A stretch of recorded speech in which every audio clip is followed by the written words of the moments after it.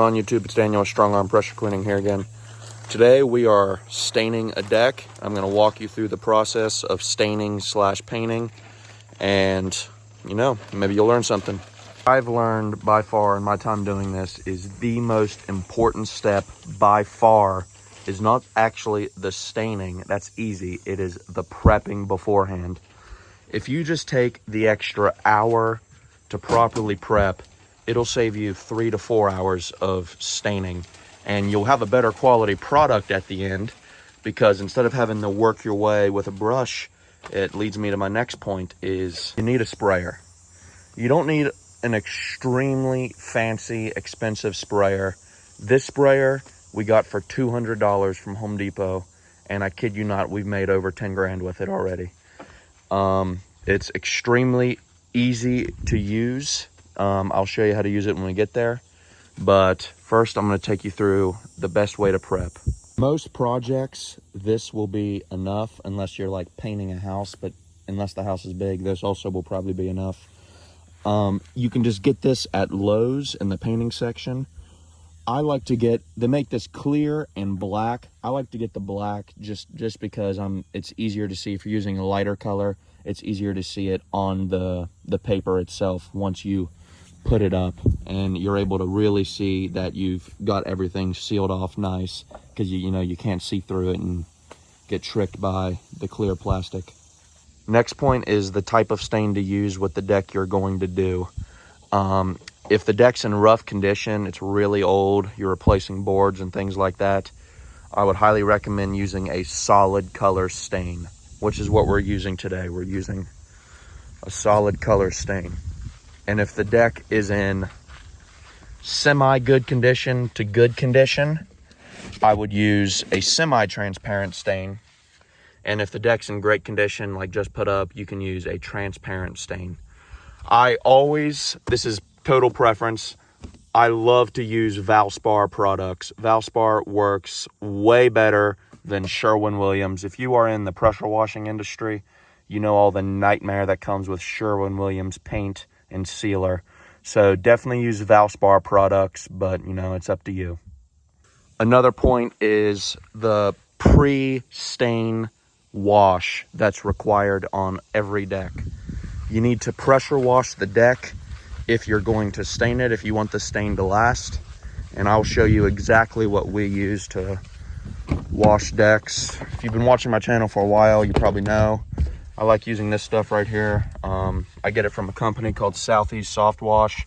I'll put the link in the description. This works really well, and it's extremely easy to use. Just follow the directions on the bottle. And it's called sodium metasilicate is the chemical you use for it. You can also use bleach if you want to, but I think that works a lot better, and it always preps the decks perfectly before we stain them. Another thing is, this is probably common sense, but the deck needs to be dry before you stain it. This is just a little morning dampness here, so we're obviously still prepping, so it'll probably be dry around noon when we begin the stain. But make sure the boards are nice and dry before you start staining. All right, guys, now that we have all the surfaces prepped that we could possibly get stain on without, using a simple trim guard, which I'll show you here in a second, we're ready to start staining. So the first thing you want to do is just grab yourself a leaf blower. And if you're doing a bigger deck like this, it's best to start staining in just sections. Look at it as like pieces of a pie. Start off with one piece and then move on to the other piece, move on to the other piece. So we're going to start with this section right here, and you just want to make sure you blow it off nice and good before you start staining.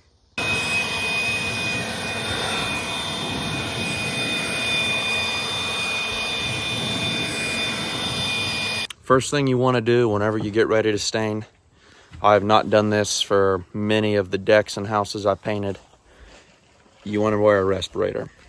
Now that I've realized that we do this a lot, I've decided to start taking better care of my health, because I'm sure all the places I've done so far will come back to affect me when I'm old.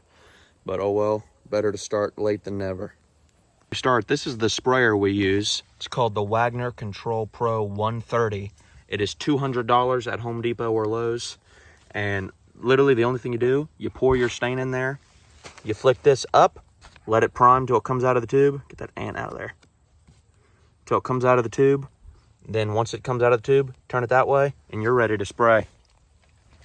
When you're doing this right here, screw it, I'm gonna get cancer. When you're doing the floor right here, you wanna go with the grain of the board.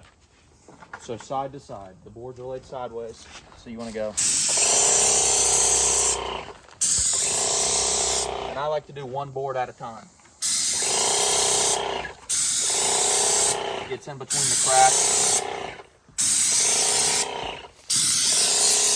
Really the most effective way of doing it.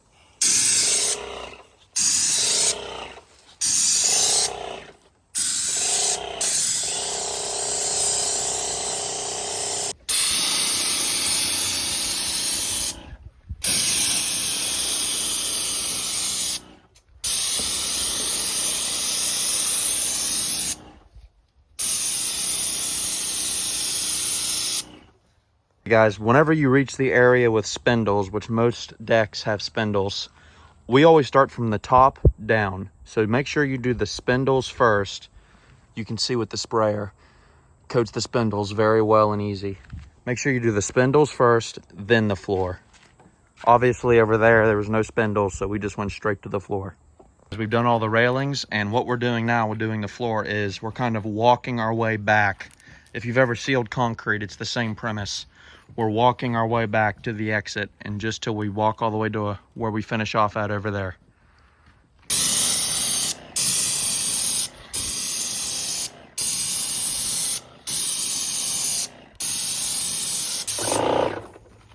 Back the next day, guys, taking a look at this deck.